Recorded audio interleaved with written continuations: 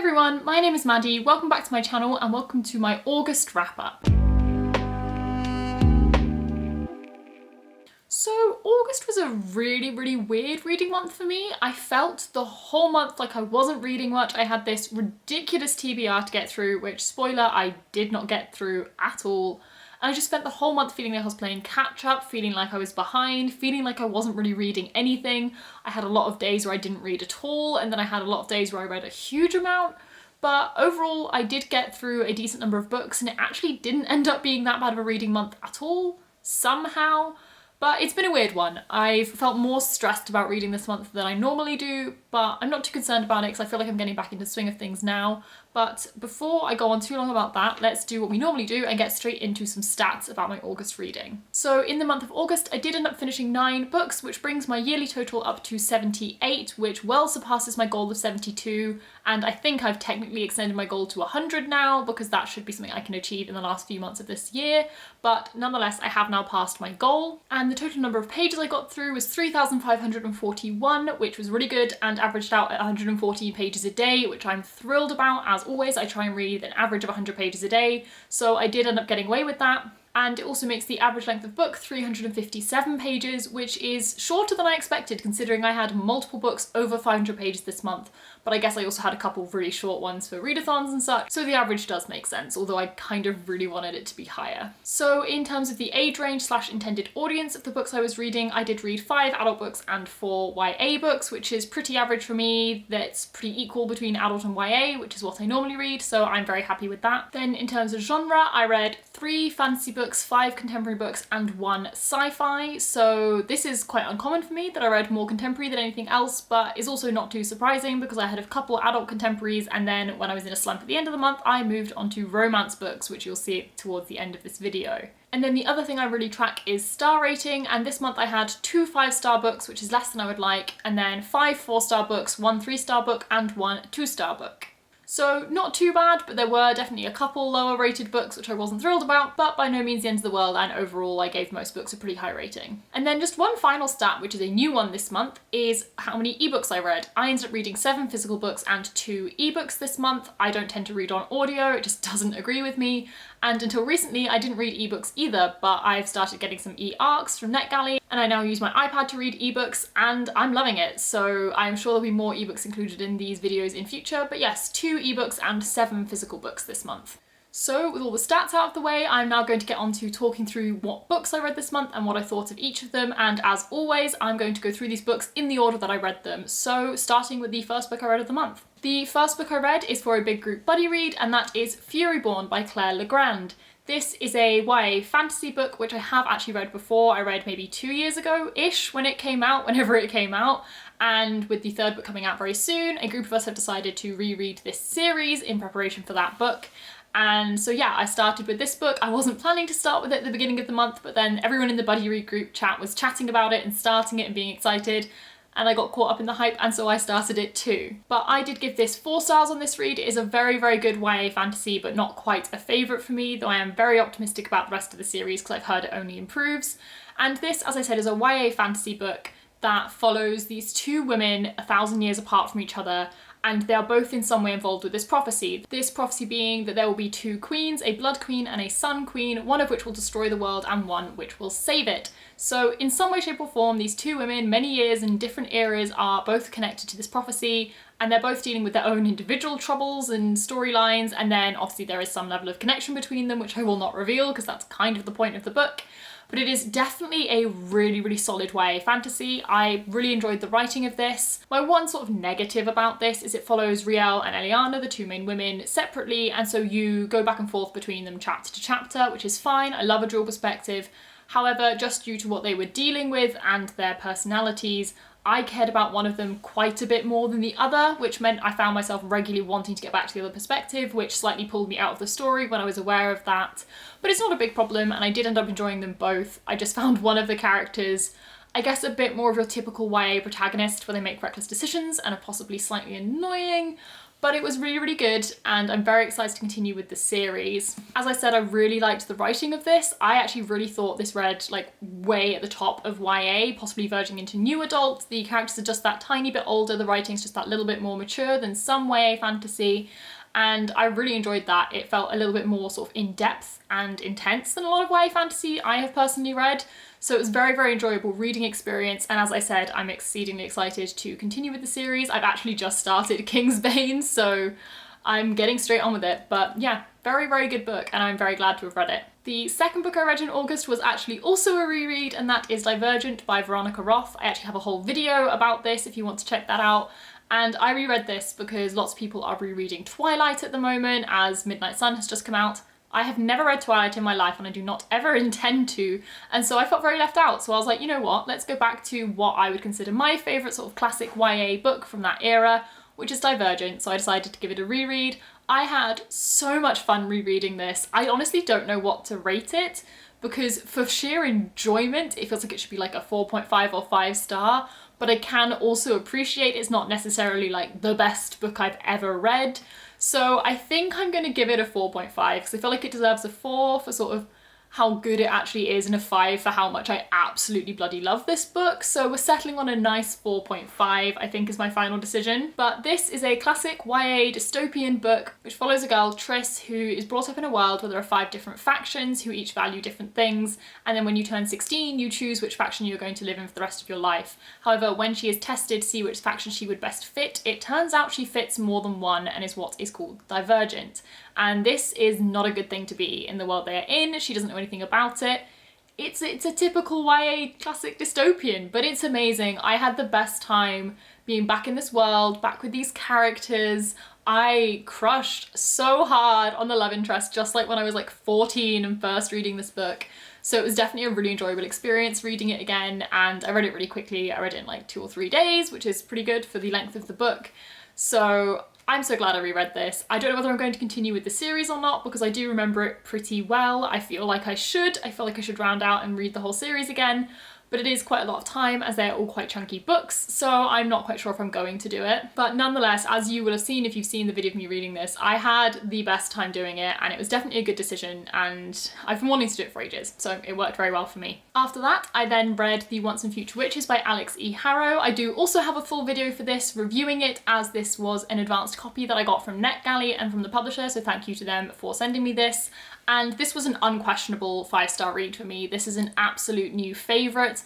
I adored every single second of being in this story. It was beautiful, it was lyrical, it was empowering. I honestly just loved every single second of it, and I cannot even wait until I get time to reread this one because I loved it so much, and I cannot wait to get my hands on a physical copy when it comes out in October. I quite frankly just cannot say enough good things about this book, but to give you a quick plot synopsis, this does follow 3 sisters who are descended from a line of witches and therefore think they may still have some level of powers, as in general witches have very much been wiped out and are not accepted in the world that they are in. And this is set in a sort of alternative past in a place called New Salem, so it's after the witch trials of Salem. A new area has been set up, which is New Salem, but it is set in the time of the suffragette and suffragists movement, although in America, and I know a lot less about the history of that there than I do about the UK. And it follows these 3 sisters who are fighting for their right to be who they are and live the way they want and have the right to vote and everything going along with that, but with little bits of witches and magic thrown in there. And it is a gorgeous, gorgeous story of female empowerment and sisterhood and doing what is right for you. And it's gorgeously written, as I've already said. It is also LGBT. One of the sisters is gay and there is a female-female relationship. It is overall just a phenomenal book. As you're following these 3 sisters, they're each going on their own individual paths, and you're really seeing their individual struggles alongside them trying to regain their sisterhood as they've not been together for a long time. But I won't say too much more. If you want to hear my full thoughts, I have a full video which has my review in it and everything, so feel free to go and check that out. But yeah, phenomenal, 5 stars, new favourite. I don't really have much else to say. The next book I read is Speak No Evil by Uzodinma Iweala. This is an adult contemporary fiction book, and this was actually chosen for me by my mum as part of my TBR game. She had to choose me a book, and this is what she chose for me. And this is an LGBT story, and I will just say here, huge trigger warnings for abuse, both emotional and physical, specifically to do with someone being LGBT and how their family takes that, with their family being very religious. So just a big trigger warning for that. Also for police brutality. A lot happens in this book. This was a very interesting book and I did enjoy reading it, and I think the longer I've sat with it, having finished it, the more it has impacted me. But I think just due to me being in a bit of a slump this month and this being quite a difficult book to get through due to all the topics it covers, for whatever reason it didn't grab me when I was reading it, so I ended up giving this 3.5 stars. I do definitely think I want to revisit this in the future, however, when I'm in a better mood with reading, because I really felt that I had to force myself through this book, not in any way due to the book itself or even its content, just because I was struggling to read at the time, and therefore the last thing I wanted to do was pick up a really quite sad book. But I would very much say that if you are looking for a book about an LGBT main character who is suffering quite a lot of trauma and you are okay with the trigger warnings I have already mentioned, I would recommend picking this one up. It was very well written. I did struggle also a little bit with the writing style, but that was just me personally. The dialogue is in no way marked. It's just continuous in the paragraphs. There aren't speech marks, there aren't line breaks. It just carries on. And I sometimes felt like the story being told was actually lost for me. The impact was lost because I was struggling with the style that it was written in, and occasionally it almost felt like without the style, the story was, although impactful and good, wasn't necessarily the best story itself that I've read. I almost felt like it was relying on its writing style to be unique. Not that every story needs to be unique, but that is just roughly how I felt when I was reading it. But it is good. I did give it 3.5 stars, which is in no way a bad rating. It just wasn't a new favourite for me, unfortunately, as I was very optimistic. But I would definitely recommend checking this one out if you're looking for a more hard-hitting adult contemporary, because it is definitely a very interesting and impactful read. The next book I read was the August pick for the FAYS and Gays book club, which I co-host, and that is The City We Became by N.K. Jemisin. I will just say now, if you have read this book or are reading it very soon and want to join us, the live show is this Saturday, the 5th of September at 9 PM BST. So if you have read it and you want to join and see even more thoughts than I'll quickly give here, that would be the place to see it. It will be on my channel, and the video will also be uploaded afterwards if you can't make the live stream at the time it goes. But this is a very, very interesting adult urban fantasy that I've been really anticipating, as I just thought it sounded fascinating, as it follows New York as a city, which basically these people become avatars of this city and they represent different areas like Manhattan and the Bronx and Brooklyn. And there is a big evil which is descending on the city, and these avatars very suddenly have to save it. They do not know what is going on, the reader does not know what is going on, but you just kind of have to roll with it, and it is a very, very enjoyable read. I do have to say I struggled with this. The first maybe 150 to 200 pages, I had no clue what was happening at all, and I did kind of struggle to suspend my disbelief and go with it, and I did find it quite frustrating. I really just wanted to know more about the world and how it all worked, and I don't want to say there was a lack of world building in this, because there wasn't, but the world building wasn't explained, and I understand that because you are finding out with the characters. They don't know what's happening, so you find out with them how it all works. But it is mildly frustrating when it's written in a slightly strange style combined with no explanation that it is just quite difficult to get through. But by the time I was about halfway through this book, I was really enjoying it. I did read the last 300 pages of this in one day in a 24-hour readathon, which there is a video for, which was Readathon. And I did really enjoy it, actually. I ended up giving this 4 stars, and it was a very good read, and I'm definitely intrigued to continue with the series, because although this book did wrap up pretty nicely by itself, I can imagine there is so much space to learn so much more about whatever the hell is happening, and I'm definitely very intrigued to see that. But yeah, difficult to get through, but I would say if you feel like you can, try to persevere through it, because it does get a lot better towards the middle and the end, because it does start to make a lot more sense. The other thing I would say is I absolutely adored the characters in this book. Manny especially, just for some reason had my heart, but all the characters were so interesting, so varied, so much LGBT rep was in here, and it was genuinely so good. So good. I loved the characters especially. I do think without the characters I would have struggled to persevere through the confusion of this book, because I would have just been frustrated and not had a sort of light at the end of the tunnel, but because I love the characters so much it made it worth it for me, and I'm definitely glad I kept reading because it was a very, very good read in the end. The next book I also read on that same 24-hour readathon day, and that was Clap When You Land by Elizabeth Acevedo. I did read this on ebook. I got it on a Kindle daily deal at some point, so I thought why not give it a go, as it's quite quick for a 24-hour readathon. And I didn't dislike this book, but I was disappointed compared to what I was hoping it would be. This is a book written in verse all about 2 girls who, after their father's death, discover that they are sisters. Neither of them knew that he had another family, and they didn't realise they had a sister, and they end up connecting as they're the only other person who can understand each of theirs grief. And I was really optimistic about this book. I thought from that premise it sounded really interesting. I had heard phenomenal things from everyone, but I didn't enjoy it particularly. I ended up giving it 2.5 stars, so it's not a bad book, it just certainly wasn't for me. I love books in verse. Quite a few books in verse I've read have been 4 or 5 star reads for me, but this one to me didn't actually feel like a book in verse. It felt like a prose book with extra line breaks. I really appreciate books written in verse, but normally they have very clever word choice or they have a rhythm to the writing, and I didn't get that at all for this. This just felt like sentences which had been broken up a bit, and that may just be me, maybe my lack of knowledge of poetry and things that didn't make me get on with it, and maybe, I don't know, if you had heard it spoken aloud it would have worked better, but for whatever reason I couldn't get into a rhythm. I was just reading it straight through like sentences, and therefore, because books in verse often have a lot less words than books written in prose due to the spacing and the way they're written, it just felt like an exceedingly short prose book, which therefore didn't develop the points I was interested in as much as I would have liked. Again, it wasn't bad. I loved the premise and I really, really wanted to love it, but I just felt like all the things I cared about didn't get developed or looked into in the way which I would have liked. The sisters and their relationship it just didn't go deep enough. A very slight spoiler here, just as a warning. The sisters only meet about 70% through the book. And from the premise and from what I'd heard, I really got the impression that they would find out about each other and meet much earlier than that.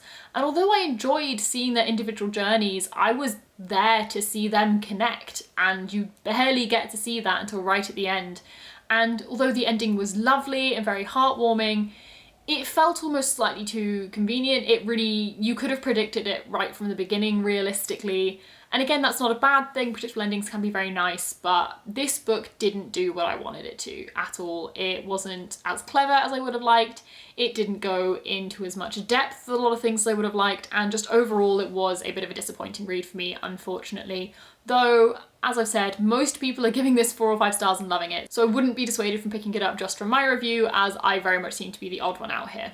Then the final book I read in that 24-hour readathon was Nick and Charlie by Alice Oseman. This is just a small little novella following the 2 characters from her Heartstopper comic series, and it's really sweet. It follows them a couple years after when we're seeing them in Heartstopper, when the elder of the 2 characters is going off to university and the younger is being worried about being left behind, and the strain that puts on their relationship. Are they going to do long distance? How is it going to work? Is he going to feel left out? Is he going to struggle being at home on his own?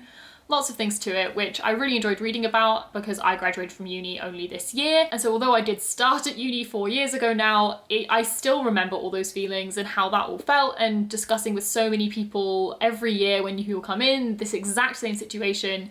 It was just really interesting, and I really, really, really enjoyed reading about it. I felt like it was a very, very realistic depiction of that going off to uni sort of place in life. But yeah, just a super quick, cute, but slightly sad little novella with gorgeous illustrations in it as well, which I really appreciated, as I love Alice Oseman's illustration style. But I don't have too much more to say to that. It was cute, it was good. I think I gave it 4 stars.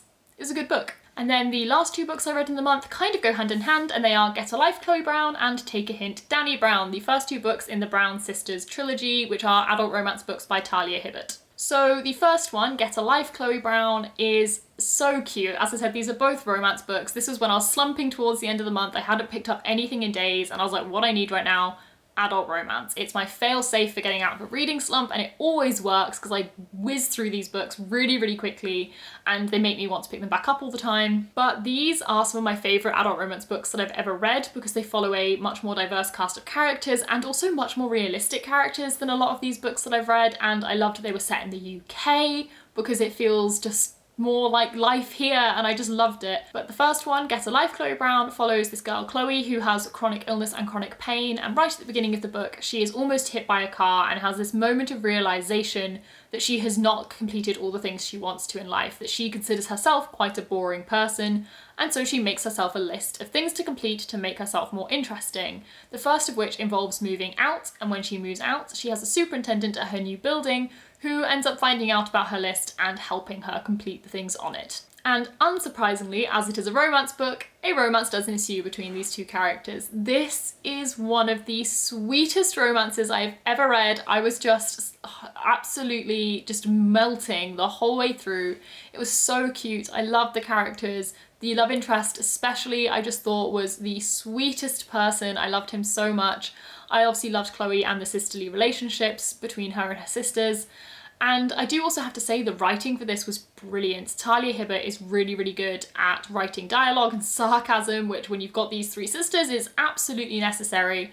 And it was done so well, and I really, really enjoyed it. The other thing I did like, which is a slight spoiler, so be wary if you've not read it, is this does have the typical sort of third act thing goes wrong that romances do, but it's much more short-lived than most. It's not like a whole third of the book that suddenly everything's sad again. Like 90% of this book is happy, apart from one very small interlude where they have to overcome a hurdle. So that was really nice, as I like being happy when I'm reading these books. I don't like seeing things go wrong. Honestly, I would happily read a romance book which is just them getting together and then being happy and then being happier. I do not want the drama, I just want the happiness, thanks. But yes, as I said, I whizzed through this. I gave this 4.5 stars and loved every second of reading it, and then I went straight onto the sequel. So Take a Hint, Dani Brown follows Chloe's youngest sister, Dani, who is a PhD student at a university and ends up in a fake dating situation with the security guard at her university.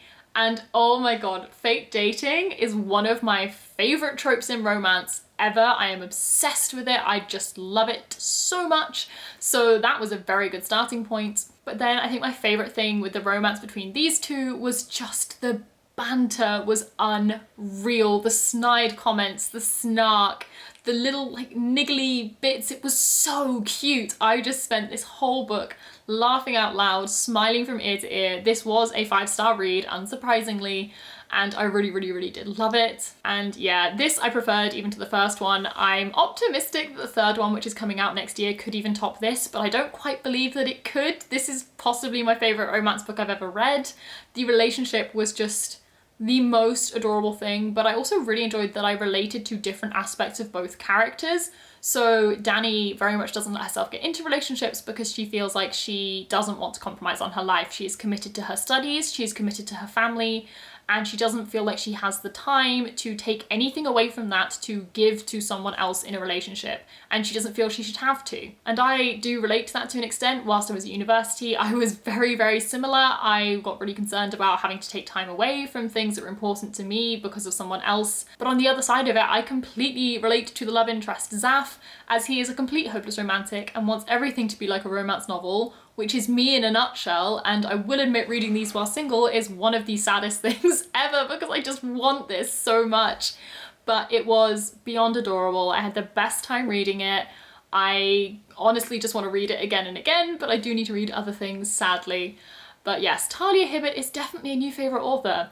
Very glad I picked these up. But that is what I read in August, these 7 plus 2 ebooks, and I'm actually quite happy with it, although it wasn't quite what I would have liked to read, and it certainly wasn't the 13 books that were on my TBR at all. We went straight off that.